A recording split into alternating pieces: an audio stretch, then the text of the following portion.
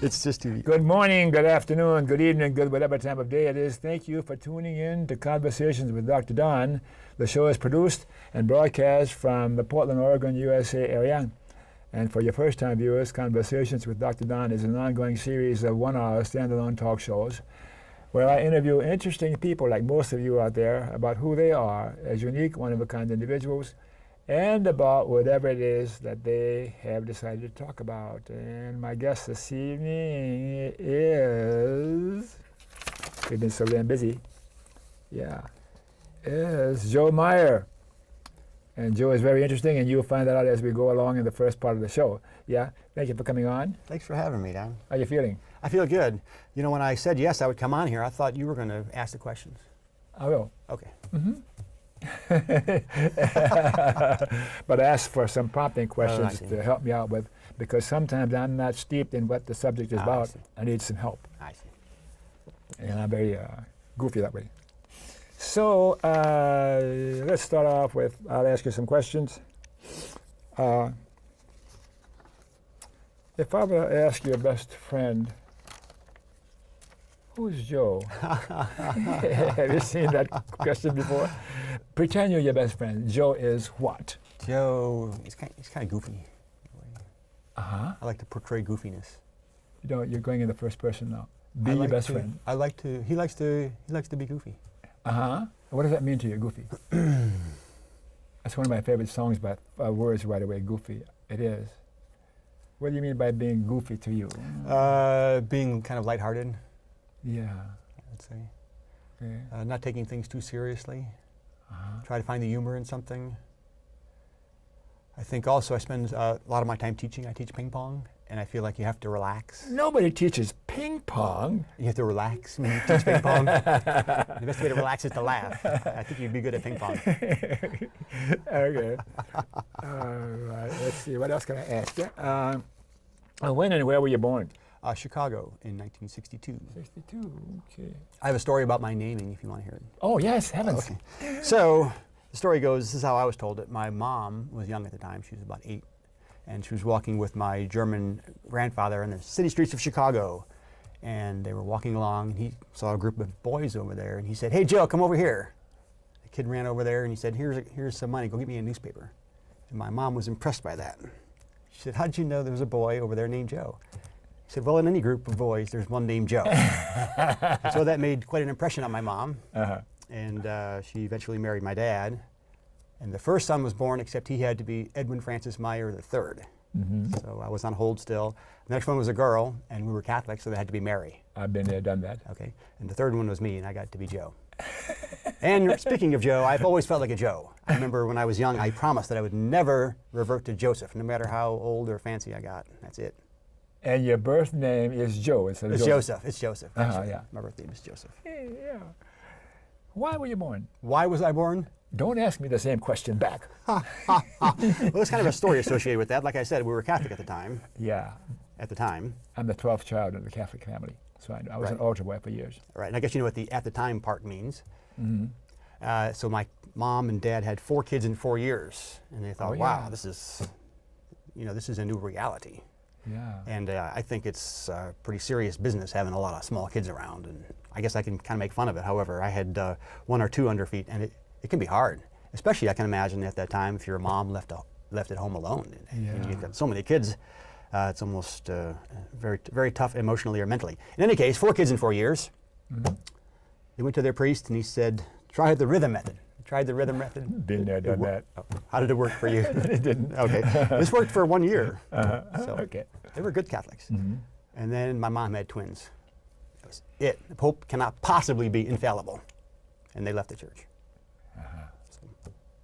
Are you, you have a religion nowadays, or are you agnostic or atheist? I wouldn't say I had a religion. I would not say that I had a religion. Are you spiritual? I like humans. Does that count? People ask that question. I ask that question, they'll say, "Oh, I'm spiritual." I say, "What is that?" "Well, I'm not sure, but it feels good." I don't know. I mean, when I'm doing yoga, my yoga teacher says, "Okay, breathe up through the sole of your feet." And I know that's not possible. And yet thinking that will help me do yoga better. I'm trying. Does that count? Am I spiritually yet? It's going to be one of those nights, fellas. Okay. Did you ask my question? Why were you born? Did I tell you? You told me a story about it, and I'm not clear. I didn't hear what you're saying. The reason you were born.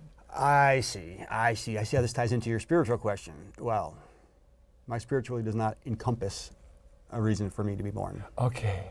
Yeah. I'm sorry to say that. No, don't be sorry. Okay. I was born Can I still be on your to be, I've been doing this for 17 years, so I got some pat answers for you.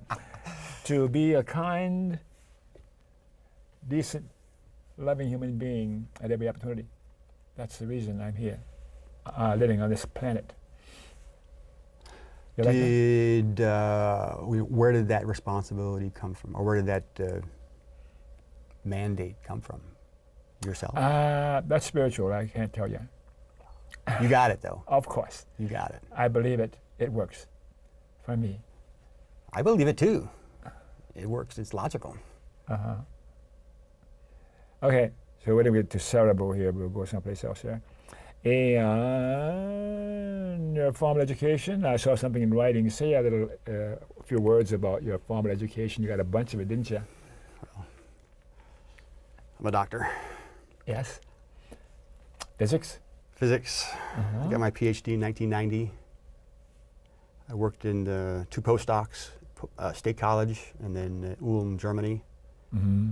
And then my son was born, and I looked at my son, and I looked at my lab apparatus, and I looked at my son, and that was it.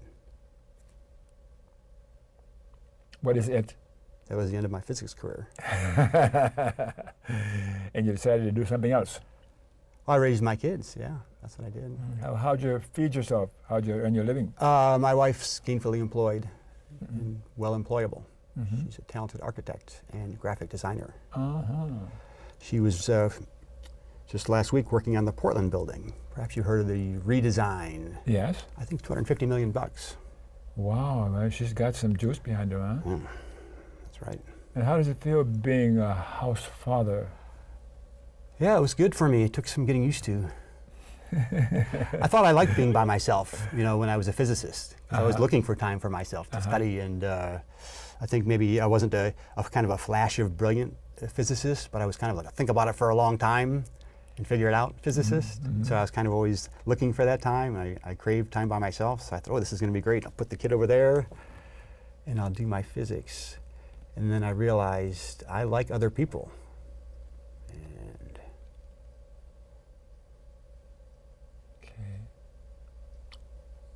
So you put the physics away so you could be closer, contact other human beings? Exactly. Yeah. Is that working for you? Of course it's working. I can see it. Medium. Medium well. Uh-huh. Medium well. Yeah, I got an embarrassing question for you. Anywhere along the evening, if I ask you a question that you don't want to answer, you can say, I don't want to answer that, or tell me to get lost or something. Okay, because now and then I slip. Usually I can guess ahead of time.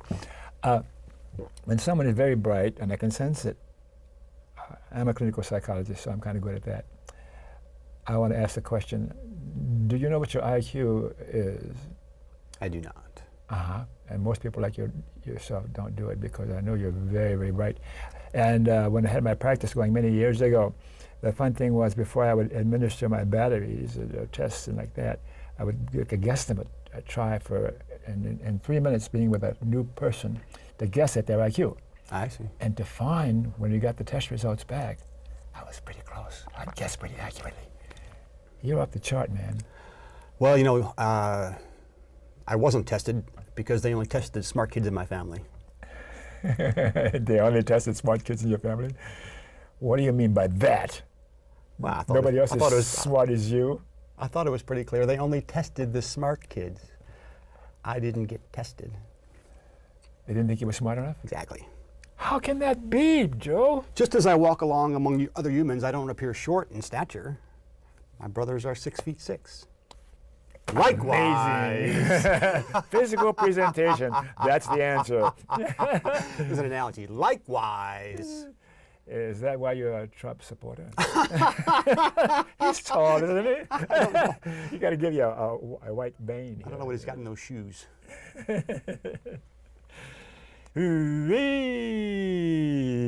And you're pretty well supported by your wife, so you don't need to earn bread, and this is why you can spend so much time in your progressive activities. Exactly. Why do you do what you do? What does it do for you? Speaking of progressive, what do you mean by that, Don? People who are interested in behaving in a way to advance the interests and the welfare of the society, the culture, fellow human beings, and all of the living life. Yeah, that's progressive rather than regressive, the other way. That's what I mean by it. Certainly, if you take a historical perspective, we're going towards more and more destruction. So, it seems like historical. The arc what period of time? The arc of never mind. since humanity started, we seem like we're better and better at creating destruction, which seems like the opposite of what you would say if you take forward-moving time as progress. Is the species going to go extinct? Not if we regress in time. Huh? Not if we regress in time. Uh-huh. We have to get rid of agriculture, is my first proposition. Oh, really? Get rid of agriculture? Well, at least corporate agriculture. Oh, no, you gotta, that's better, okay. Although I am fond of saying that agriculture is a disaster from which humanity has never recovered. In some sense, it's true, I think. I think that's when humans sort of left nature in a way. How do you have a humankind to survive without agriculture to feed them? Well, small-scale agriculture. Mm-hmm. What about all these people? You have small-scale agriculture to take care of the population of the world? Small-scale agriculture? A lot of small-scale agriculture. Okay. Yeah. Probably we could get rid of bioengineering. Probably we can get rid of heavy use of pesticides. I would guess that. Oh, I hope so. I would guess we could take that step towards sustainable agriculture or something like it. Boy, you're really testing my thinking. That's the thing about being goofy. You know, sometimes you have to kind of pretend like you're not always goofy, or feel like you have to say something serious sounding. Yeah. Occasionally. Do your friends enjoy you as much as you enjoy them? I don't know. I enjoy myself. So. You ever get depressed? Yes, I get depressed. Thank you very much. I have SADS. I beg your pardon? Seasonal affective disorder. Yeah. I can't wait till March or so when it finally diminishes again. And each time in the middle of it, I think I've been here before. But it passes. I don't like the late months of the year. Yeah. Kind of late. Mm-hmm. How bad does it get for you? I just like to sleep a lot. I don't hurt nobody. Yeah.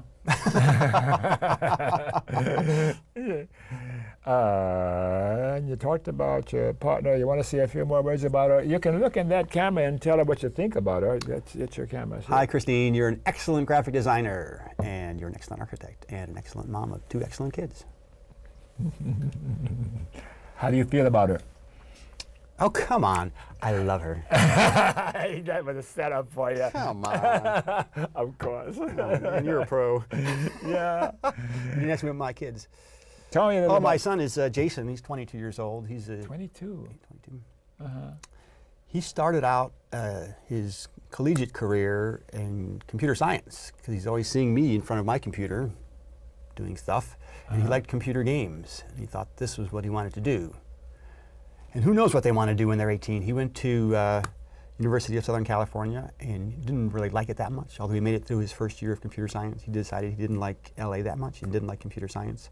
Transferred to University of Oregon and studies graphic design. And he's very talented at that. Mm. He's very talented at graphic design. Where do you get that from? His mama.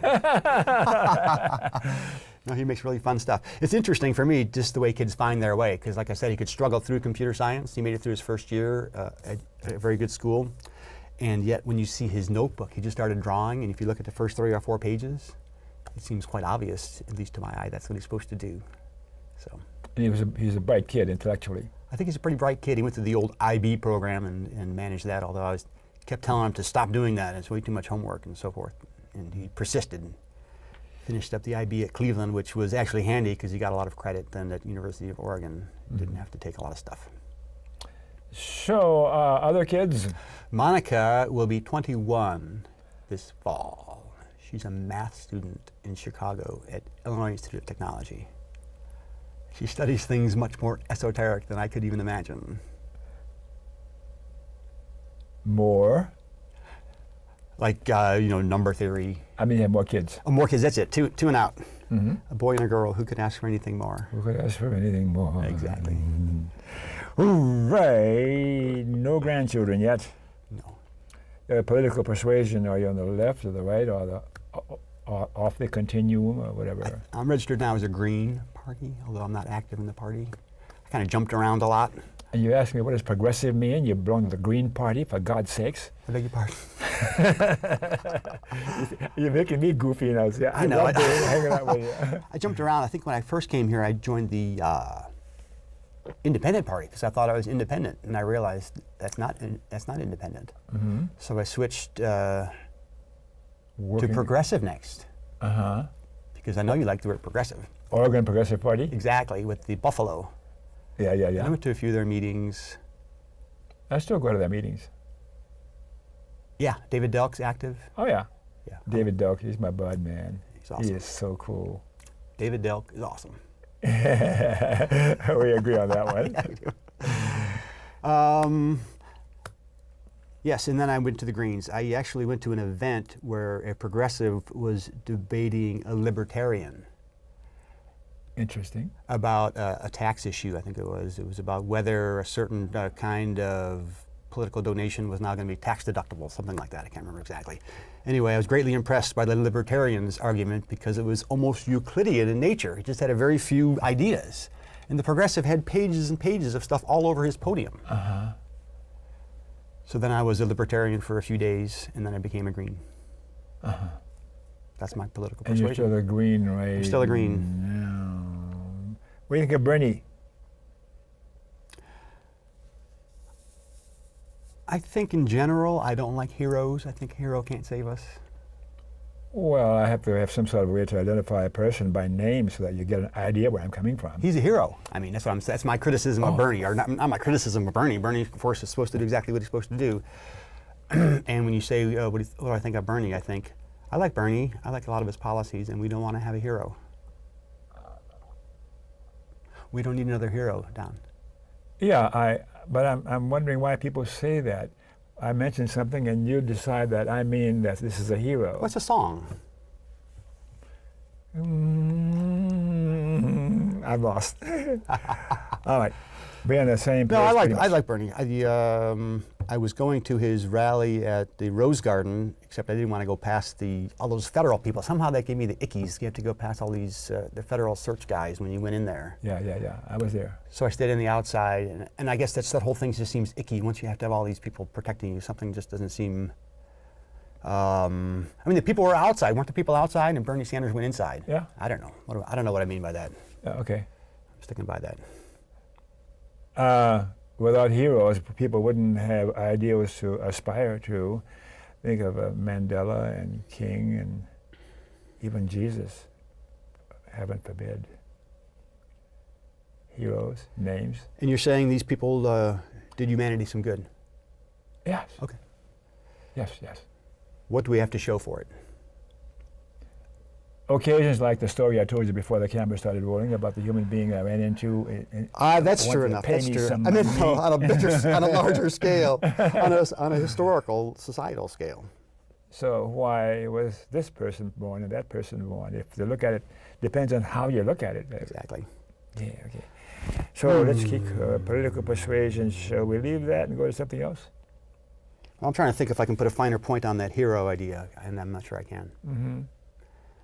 I think people I look up to. Any persons you look up to or admire come to mind for you? Dead from the past or alive today. Any human beings that you particularly admire or look up to or looked up to? Well, my dad Those is are heroes. my dad, Admire. I really look up to him. Really? Admire? Uh-huh. Yes. Admire is a pun. Admire? Uh-huh. Why? I think I admire my dad the most because he loved what he was doing. He loved whatever he was doing. He felt like he was a musician his whole life. He always thought he was a musician when he was a boy. In fact, there's a story, they put him at the piano when he was 3, and that was it. He was gone, except his dad said, you can't make any money as a musician. And so he became a chemist. And so he considered himself a musician who was good at measurement. And all throughout his life, as far as I can remember, he loved doing whatever he was doing. Like I said, we had 6 kids, and he had a matrix of peanut butter and jelly sandwiches every morning. And he would sing Red Jelly Sparkling in the Sunshine while he's doing it. And this one can be strawberry, but no lumps. And this one has to be chunky with grape. And he's having a great time. Yeah. That's why. Where is he today? Where is he today? Sarasota, Florida. Uh-huh. He'll be 80 this year. He plays racquetball 3 times a month. That's my next question. You answered ahead of time. How'd you know he played racquetball? He's a bright man, isn't he? Yes, he's a bright man, and loves everything he studies. He started doing the Euler problems on the internet. I'm not sure if you heard of that, but there's a group of mathematicians who put up a bunch of challenges. It's called the Euler Project, and they're in progressive order, and he keeps on solving them, combining his growing Python programming skills with his math intuition. Okay. How about your mom? My mom's writing books. She got her PhD when she was 50 in women's health science. That made 8 for 8 in the family with PhDs. She taught for a while women's health. She was particularly interested in so-called reclaiming menopause. She felt like the doctors were really medicalizing a natural process, and I think it's still going on to a certain extent today, but she did research in the field and taught in that area for many years. And now she loves to write children's books in math called the Kayla Learns Math series, and they're excellent and fun.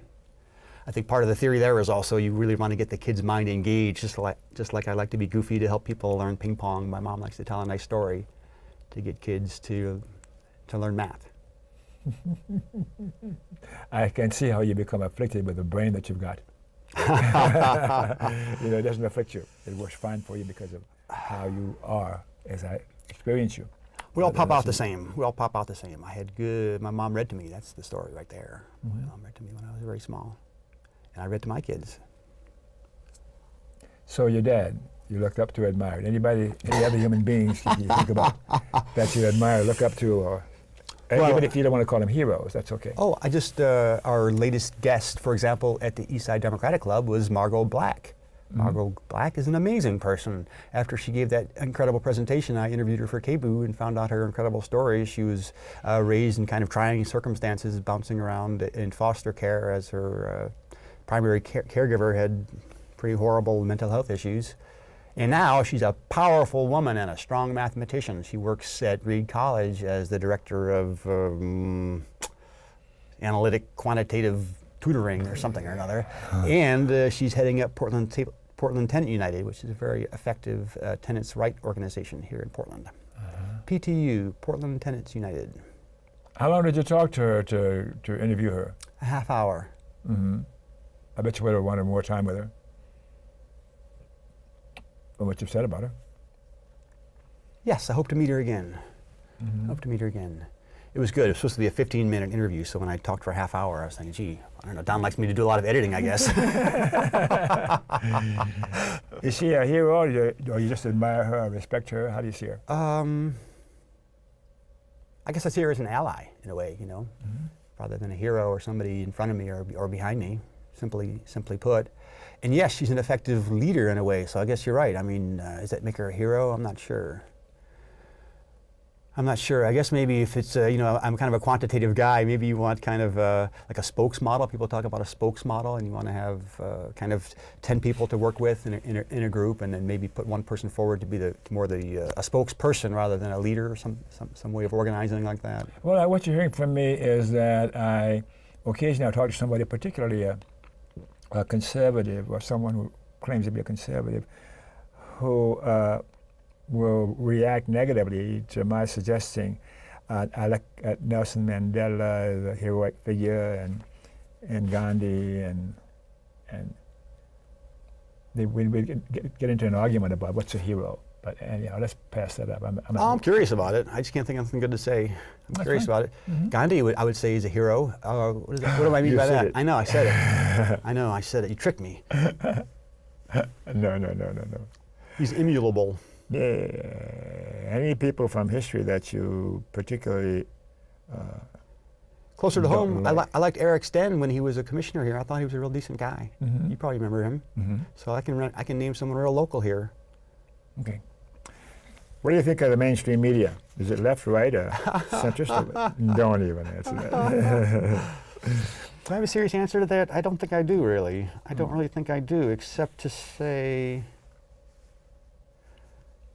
there's no use in blaming the media. I mean, Who do you blame? well, if it's a democracy, Do we have a democracy? if we don't, that's who I blame. What about the deep state? Yeah, I believe there's a deep state. I believe that's almost inevitable. I think anytime you have power or aggregate wealth, you'll have people that want to hold on to that very badly. Mhm. And also, an interesting thing I found out just in the last few years is a Princeton study that shows if you have too much wealth or power, the frontal part of your brain will shrink. Really? And you will no longer think like this. Who created that study? Trump or what? It may have been one of the test cases. I'm not sure exactly how I did it, how they did the study, or if it was a blind study. Was Or it was a good study? I think it was a good study. However, I probably want to learn more about that if I'm going to talk about it on TV. And I think it's not surprising as well. I mean, humans are made to live with other humans and cooperate with other humans, it seems like.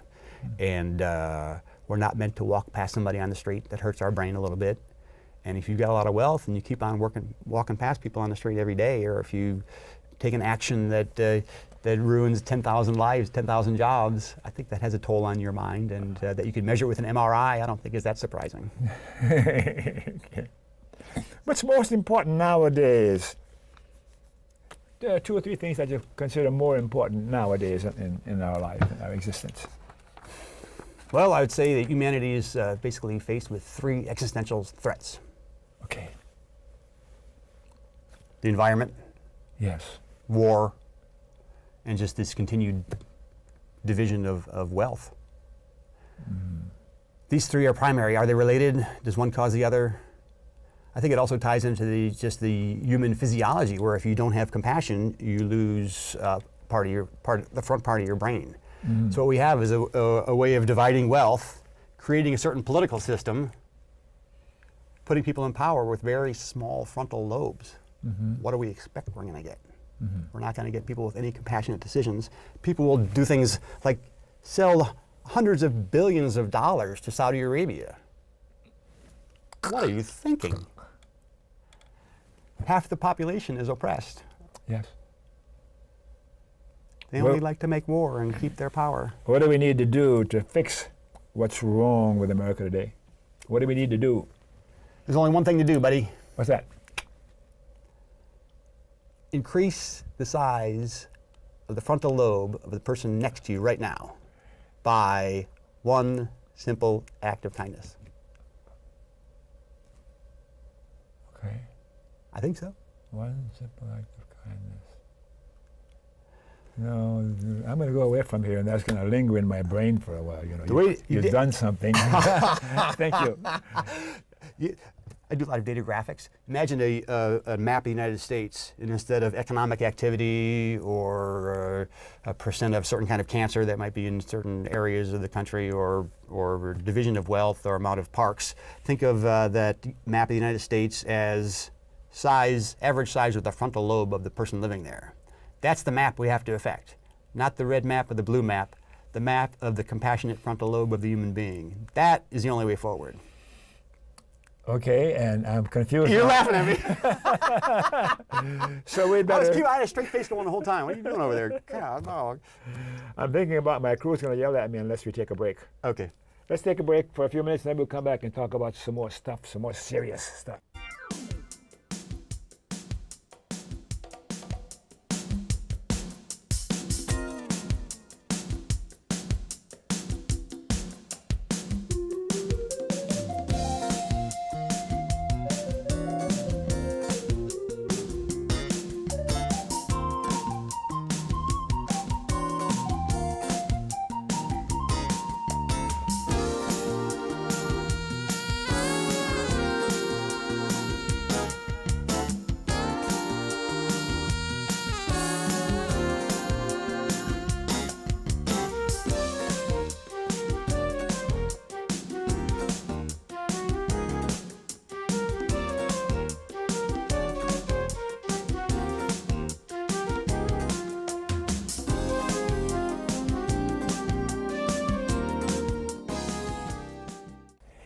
Okay, we're back. Thanks for staying tuned. For your viewers who missed the opening of the show, Conversations with Dr. Don is an ongoing series of one-hour standalone talk shows where I interview interesting people about who they are, unique one of a kind individuals. I blow this every time. I've been doing it for 17 years, you know. It's all part of the show. And we're talking about good stuff here with my friend Joe. So let's go into some of the questions that we talked about here. We're going to talk about your cable reporting, and what about that? Your cable reporting, you got anything to say about that? Well, let's see, how did that get started? I think I was listening to Amy Goodman in the morning, as I often do. Amy! I used to have coffee and bagels. Now I'm too old for that. I have to have this mash stuff I put in a mixer. Other than that, life's all right. Anyway, I was listening to Amy Goodman doing her stuff, and I enjoyed that show. And then KBOO came on right afterwards, and the kids were covering the same thing that Amy Goodman covered, an international story, which was indeed important. Mm-hmm. And I was kind of crabby, and I said, we have to cover local issues here. And then the next thing you know, they went on break, and they said, oh, you can come down to KBOO and volunteer. And I said, oh, I guess I better go down to KBOO and volunteer. I went down there, one volunteer orientation. The next day I met the news director, which was Rebecca Ney. And the next time I started writing the news. My first day, it took me 3 hours to write my first sentence. And it was terrible. How long have you been with KBOO? Probably on and off for 7 years. First 4 years I was a once a week guy, writing the news every week, and that was a really good discipline for me every Friday. It got me to think kind of quickly. I would write a story, and then after about a year or so, I'd finally do interviews and add audio to my story. So at KBOO, they take you through all the steps, and you can do as much as you want. Yeah, it's quite a learning process, huh? Yes. And then probably after a year, I thought about doing a public affairs show, and my first one was, I think it was on the water reservoirs. I interviewed Floyd Jones, Kent Crayford, for the reservoir side, and David, oh my goodness, what's David's name? David Schaff at the Water Bureau, and I think Randy Leonard was Commissioner of Water at the time. Now this show is seen all over the country and even outside of the U.S. So KBOO, what is KBOO? What is that? KBOO 90.7 FM is our local radio station. Local being in Portland. Community radio station in Portland, Oregon here. We've been on the air for 50 years next year. 50 years. It started off as a classical station, but we've been doing our current format of progressive, so-called progressive news and information in terms of alternative music as well for about 40 years. So what kind of shows do you do besides the couple you've mentioned so far, the types of shows? I do all local news shows. That's my deal. And you write the script for those shows? I do all the interviews, write the scripts, and edit it up. Yep, I can do everything there. And the next one was on the Joint Terrorism Task Force. That was interesting. I talked to Greg Kafori. I interviewed him, for example. Greg's cool. Yeah, and I got some Vox Pop and mixed it all together. I had a good time doing that. I really thought that was something pretty cool that you could build a show like that. I remember thinking about it. How to build a show. You'd imagine, okay, I'll get these 3 technical interviews and some Vox Pop and then the politician. I enjoyed putting them together. I'm not sure if it was like physics or like problem solving or like a proof or something, but there was some logical order that appealed to me there. Did you get feedback from people who listen to the show? I don't think anyone listens, no. You're dangerous. All right, so, okay, and we talked about, you were going to talk about, we'll say ping pong for later. Say ping pong for later. Let's go to your questions here. What is meant by the show title? And the show title we came up with was, From Research Physicist to Volunteer News Reporter. I guess you talked about that somewhat in the first half of the show. Somewhat. I think it ties in a lot of ways. You know, it's my own personal journey. That's what you mentioned in your introduction, I think. How did we all get here? We're all unique, obviously. We're all printed with all this history of us, and I took a kind of an unusual path, I think, getting a PhD and then sort of abandoning that for a stay-at-home dad, kind of a less prestigious job. So I think one of the reasons for that title is my own changes and how that's possibly written on my own frontal lobe. And if you want to get a good frontal lobe, hold baby for like eight hours a day. Oh. No doubt.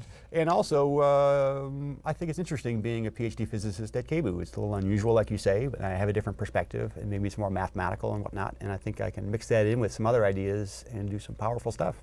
Mm-hmm. Yeah.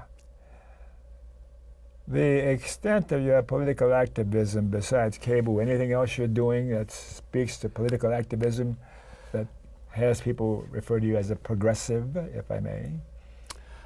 I think data visualization is interesting and important for me. What in thunderation is that?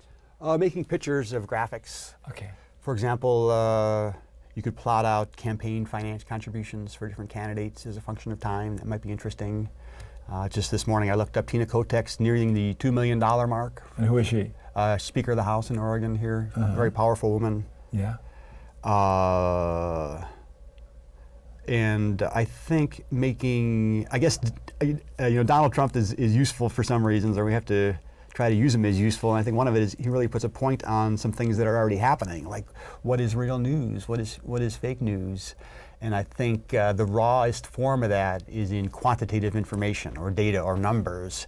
So my hope is to develop some tools to make data, social science data, for example, understandable, so that rationalism itself can again get a foothold in the American political system. Subordinate rationalism? Bring rationalism back through the use of data graphics. Let us first understand the hard numbers, make a way to understand that using data visualizations. Get some belief in rationality again, and move forward from there. A lot of our decisions we make are kind of quantitative in nature. I mean, there's always a dollar sign attached to it, for example. So I think we need to get better when I talk about data visualizations, especially political data visualizations. I mean, we need to become better, beneficial to become better at communicating about numbers. Okay, we'll leave that go for now. Is your political activism local, regional, national, or global? Is it just local, or? It's really just local. I mean, I have no idea what's going on in Washington, and beyond that, who knows? Who knows what's going on in Washington? Like you talked about the deep state or something like that. We don't know. That's why it's called the deep state. So we could bloviate about that all we want. However, it seems like at least in Portland, you can go put a microphone in the guy's face. And in addition to that, another reason I don't really like going outside of city politics is, what do we have to export here? Mm-hmm. We got the richest guy winning most of our elections. Did you ever Google deep state? I have not Googled deep state. I suggest you do it. Okay. Then we can talk some more about that. Okay. It's really, really interesting. Does it need another reporter? Yes. It does? Someone who talks about it in a way that's so more easily comprehended by ordinary citizens. Okay. It's like, what it boils down to is the competition between those who have and never get enough and those who don't have and are getting less and less. I see. The deep state. But anyhow, do that. I think you need a hero for that one. You and I and this kind of thing. We're the heroes. Okay, American present political system, and how do you see your activism as having an effect? Boy, you're going to have some effect on what Trump is about. Well, again, I think it's about having something to export. Before we start talking about how bad Trump is, let's get our own house in order right here in Portland, Oregon. Let's have a transparent city government. Portland ranks very low, Oregon even lower on transparency. That's something real simple. That's compared to what? Compared to other cities and other states. 67% of all facts are made up on the spot. Wow. Yeah, it's Trumpian, I know. I know. As I was saying, let's have something to export before we start talking about national level. That's what I would say. And before the United States starts meddling in other nations, let's get our own United States house in order. What can we export? Now we cannot export anything that's useful, I don't think. That's why we have to start locally. I mean, we need to figure out how humans are supposed to rule each other. I mean, has democracy ever been solved in a way? What's the way of doing it? It seems like we always... It's an ongoing process, isn't it? Is there an example from history we can point to and say, ooh, that was good? I think there's been, that didn't last too very long, but I think there was some groups that we can say were democratic for a long period of time. Probably we would agree that democracy hasn't been solved on kind of like the scale we have now. Because it would be defying the human condition and Darwin and those kinds of things. Well, we just haven't figured it out. I wouldn't say that it's something against the human condition necessarily. I just think the human condition is susceptible to some things. Mm-hmm. So I think our founders wrote the Constitution with some ideas about the human physiology in time. They didn't see the Princeton study. If they saw the Princeton study, they would have had a flat tax of 99%. Take the money away from those guys, it's for their own good. Boy, you're going to be on some of these lists in Washington, I'll tell you. And I love it.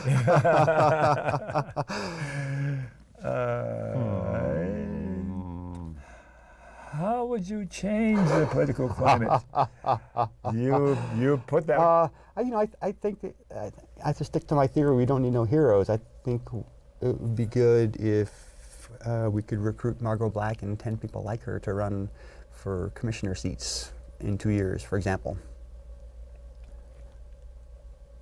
So she is that bright or that creative or that human or that compassionate, all those kinds of qualities that make the ideal heroic figure kind of a human being for us to model our behavior after.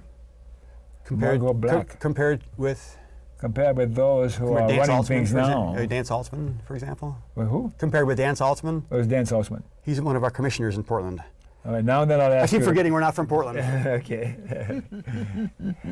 So you don't like Dan Saltzman? I don't. I mean, I think that he is a product of our political climate. He serves the corporate interest. He's been doing it for a long time. How do we get away from serving corporate interest? How do we get away from serving corporate interest? Well, we have to just pull ourselves up by our own bootstraps. I think there's no recipe for it. Easier said than done, Joe. Well, I think it's that brain thing, too. I think you're on the right track here with being nice to people, especially if they're mean. I think that's really the solution because the other side wins with fear. Aren't there things to be afraid of, to fear? We have nothing to fear but fear itself. Well, I guess I would hope that there is nothing we ought to fear to the point of being disabled. To the point of not being able to take action. Yeah. Without fear, my gosh, we wouldn't survive at all. But my emotions are what it's all about, my feelings. Heavens, that's the only signal that I have about the success or failure of my system of dealing with my existence. You're suggesting that fear is... I don't disagree with that. I'm trying to think of a better word than fear. I don't disagree with you. I'm just trying to improve on it a little bit. I'm trying to slip a little bit of my psychology in here because you're so damn smart. I'm trying to think of a better word. Yeah. I don't quite like it. What's a better word? For what? Fear. I mean, we all want to be comfortable and don't want that taken away from us. That's true. So my being is telling me I need to avoid, do something about what's going on right at this moment because it's a threat to my existence, and I had to do away with the threat or counter the threat. I see. To get this frontal lobe working. I see. Is fear then defined as a short-term effect, or can you sort of live in fear as well? Oh, either all over the place. Depends on the person. Yeah.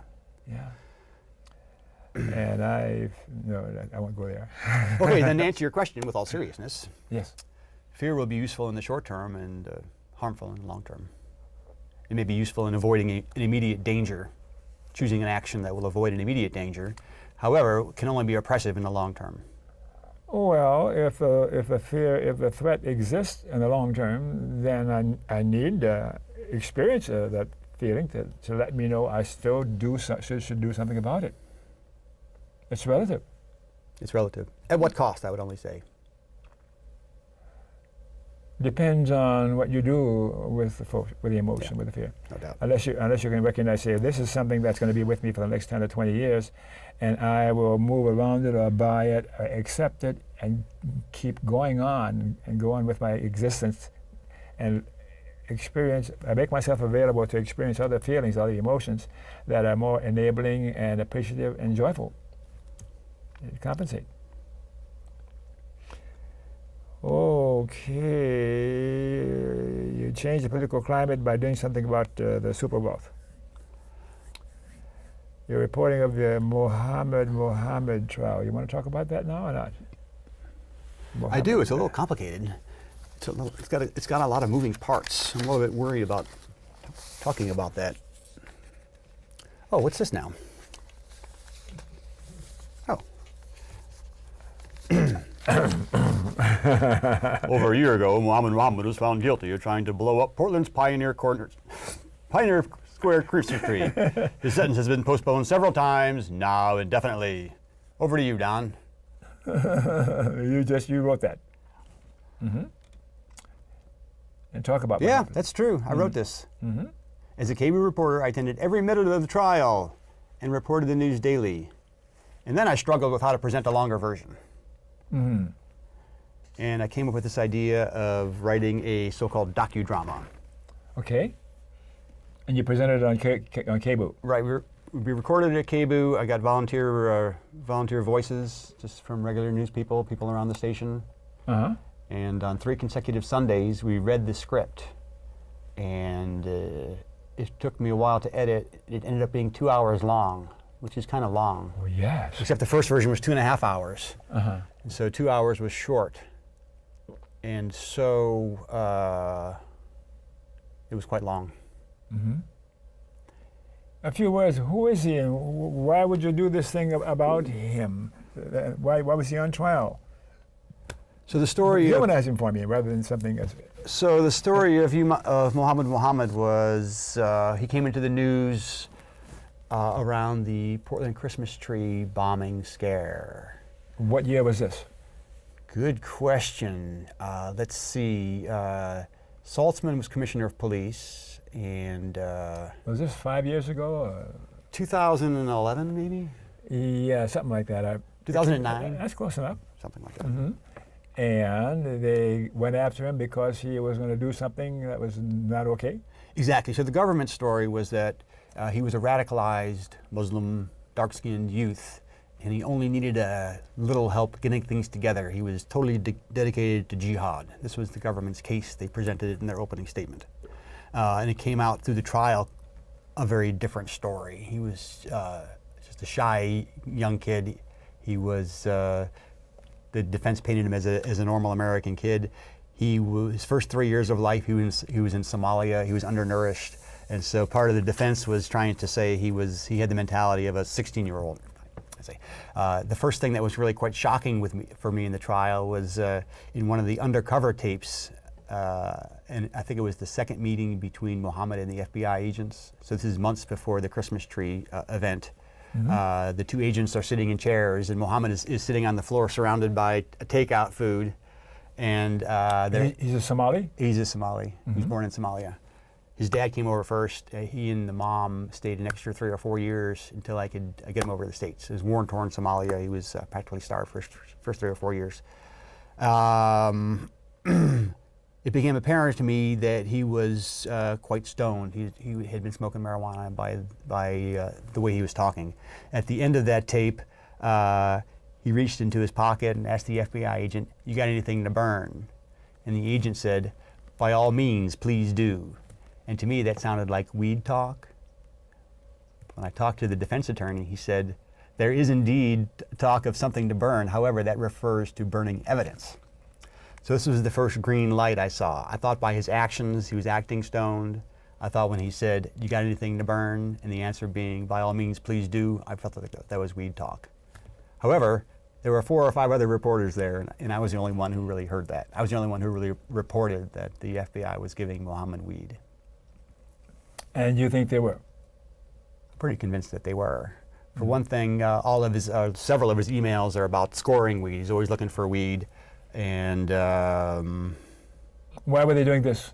Why were they surveilling him? Why would the FBI giving him weed? Good question. Good question. Well, I think the FBI first appeared in Corvallis shortly after Muhammad, he was a student there, was released from a date rape charge. He was at a party with a woman. The next day she filed a date rape charge. The next afternoon she dropped it. The next day the FBI was in Corvallis interviewing Mr. Muhammad and inspecting his laptop. He signed something giving them permission to take his laptop. Who knows what they did with it or what they put on it. They gave it back to him, and now he's a person of interest to the FBI, and they're surveilling him. He's a person of interest for what reason? Well, there were two, I think, competing theories at the FBI. One was to use him as an informant. As an informant. As an informant. And the other theory was use him as a target. A target? Get him to do something like drive a van full of explosives to Pioneer Square, and so they can arrest him in Portland. And so that they could show they were successful in doing something about terrorism? Exactly. Exactly. I think it's sort of a new truth after 9/11. I think the FBI is in a way revamped or something. I think the theory there, from what I can see, is that you need a lone wolf to catch a lone wolf, and so they're creating all this fear about all these cells and so forth. And you think this is going on now more than it was going on before 9/11? This kind of activity by the FBI? I think so. I'm not positive. I'm not a scholar at that. I've read Trevor Aronson's book on that, and he documents, I think, 500 cases since 9/11. 495 of them had FBI agents running the show. Oh, jeez. And so I think this case here in Portland, it's local. I like to do something local. You know me, Don. I love to do something local. Yeah. It's local, and also it has some more exciting reach or something. It's also nationally important, if you want to say that. Mm-hmm. It's a federal case, after all. So the first red flag was I felt like they were smoking him up. Why did they go down to Corvallis after the date rape charge was dropped?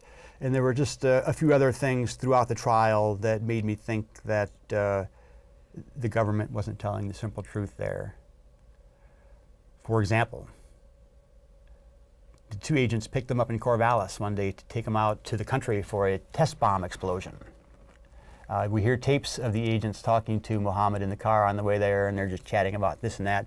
In the background, there's a GPS giving directions. On the stand, the agents testified that they got lost going to the test bomb site for 2 hours each way, which is possible, however, I think highly unlikely. And they were doing this for what reason? Well, it's hard to know. Throughout the trial, there's all these missing tapes. They have some tapes that they're showing as evidence, and the defense is always bringing up, what about the tape from August 10th? What about that missing conversation? And they always have the same excuse or a similar excuse. We forgot to start the tape. What do you think the FBI was doing? What was their purpose for doing all of this stuff and doing this thing with Muhammad? I think they get points when they arrest people. That's what I think. I think it's kind of a point system. Just like No Child Left Behind came in with a new set of rules. This is how you get ahead. You jump through these hoops, you meet these test scores. We're not going to ask you how you got those test scores.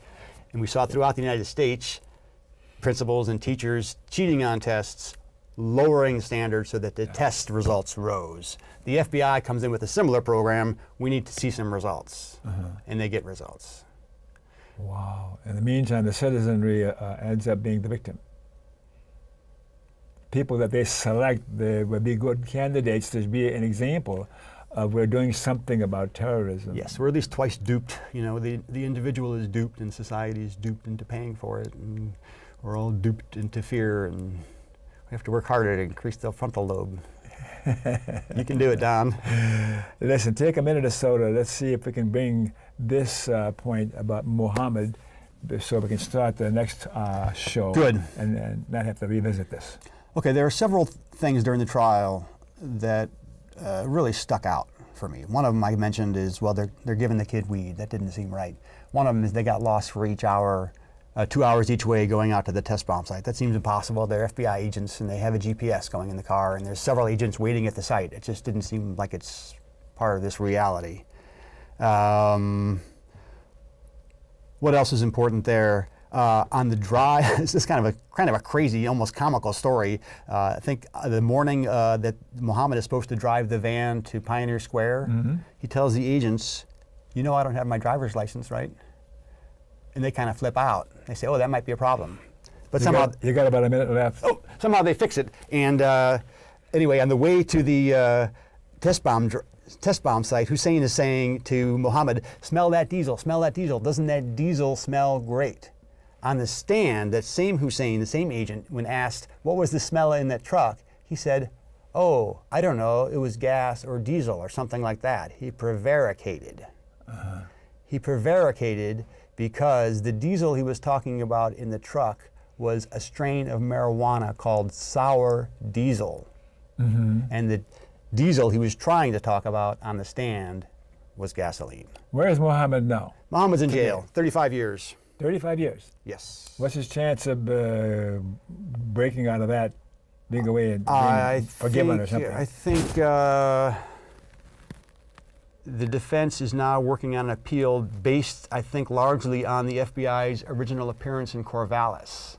They feel like they must have surveilled him illegally in order to have information that he was communicating with dangerous peoples overseas in order to make that contact in Corvallis. So we'll see in the future what happens to him as time goes by.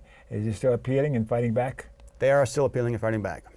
All right, well, let's leave that for now, and we'll come back a little later on and do part 2 of this. And you're watching right now part 1 of this interview.